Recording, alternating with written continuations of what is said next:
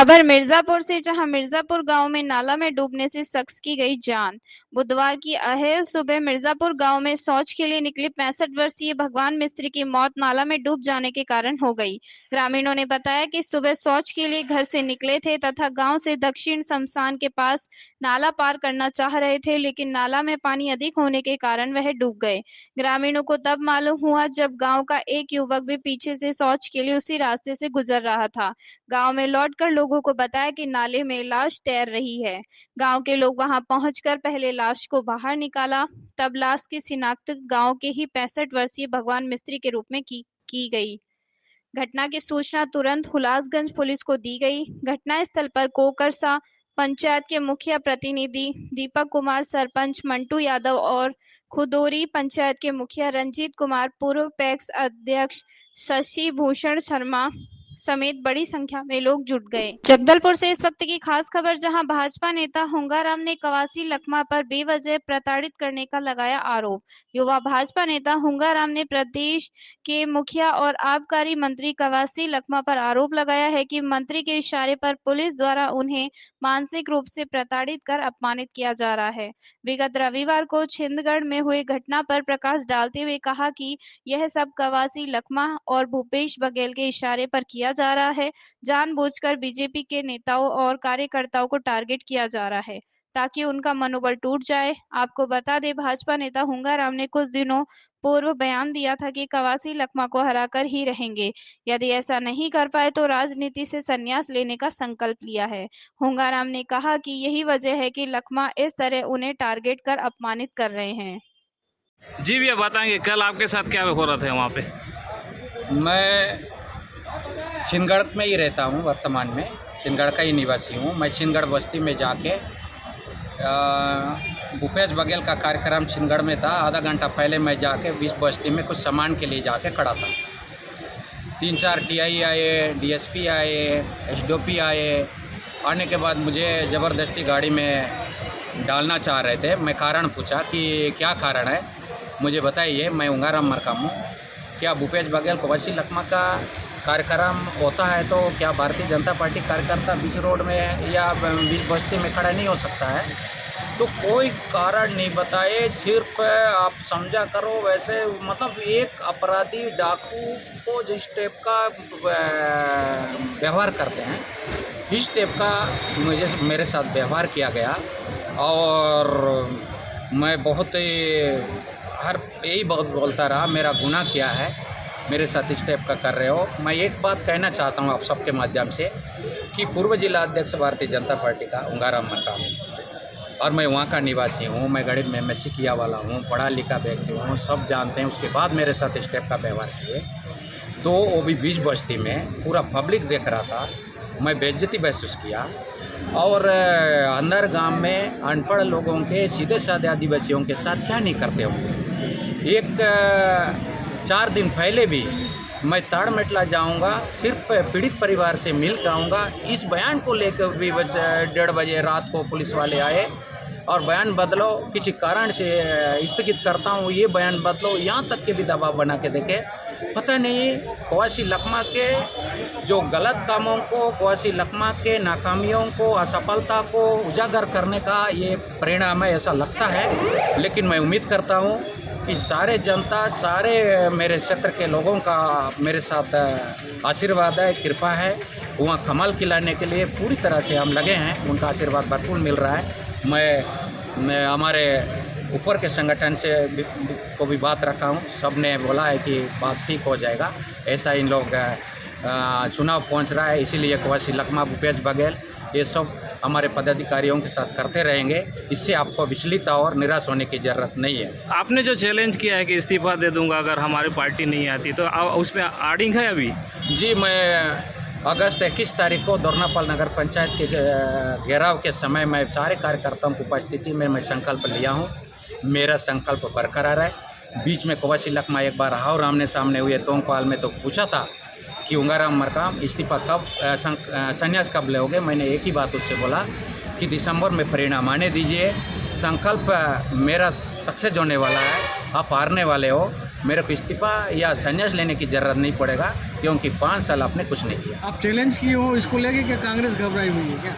मेरे चैलेंज को लेकर कांग्रेस घबराई हुई है और उनको बाप बेटा को नींद नहीं लग रहा है, जिसके कारण मुझे तरह तरह के सोची समझी साजिश के तहत हर जगह फंसाने के लिए काम करने का अभियान भूपेश बघेल और कौशिक लखमा ने चाल चलना शुरू कर दिया। तो आप क्या कदम उठाएंगे आगे? मैं बिल्कुल हारने वाला नहीं हूँ, मैं बिल्कुल डरने वाला नहीं हूँ, निराश होने वाला नहीं हूँ।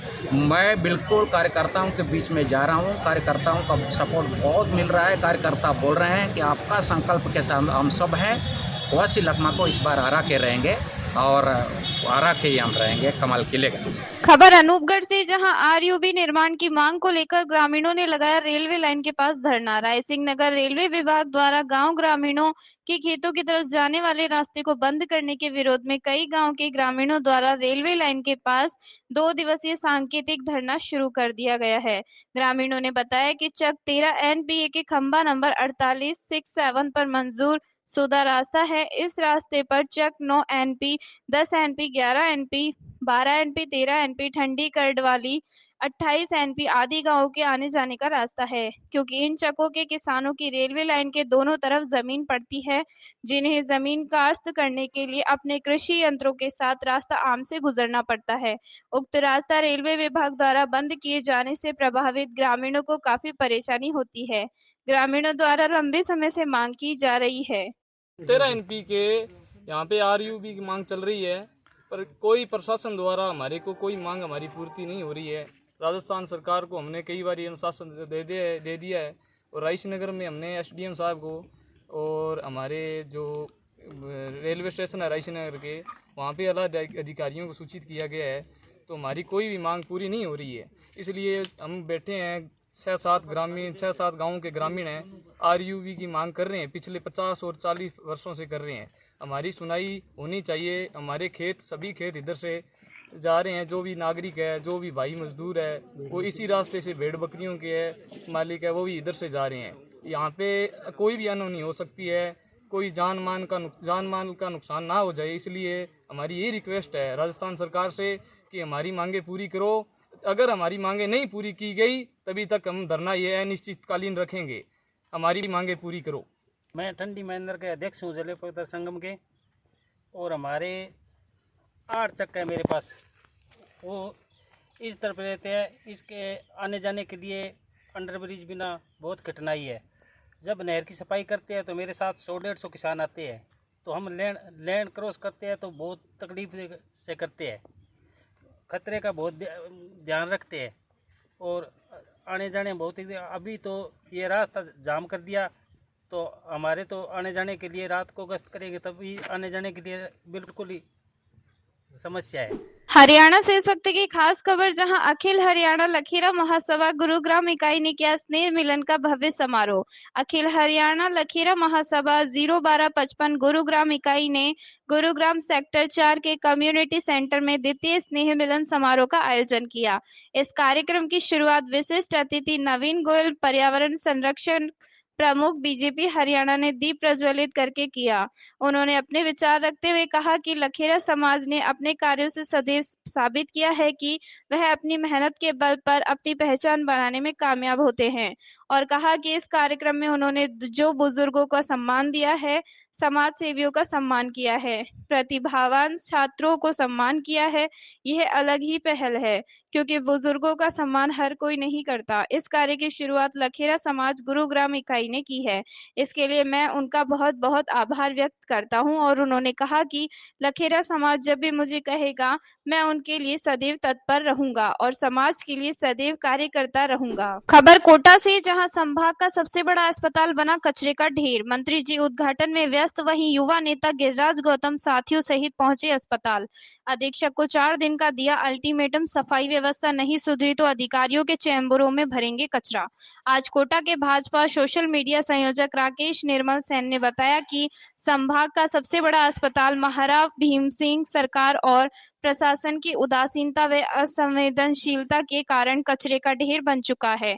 आज भाजयुमो नेता गिरिराज गौतम के नेतृत्व में युवा MBS अस्पताल पहुंचे और वहां पर संपूर्ण व्यवस्था का लिया जायजा।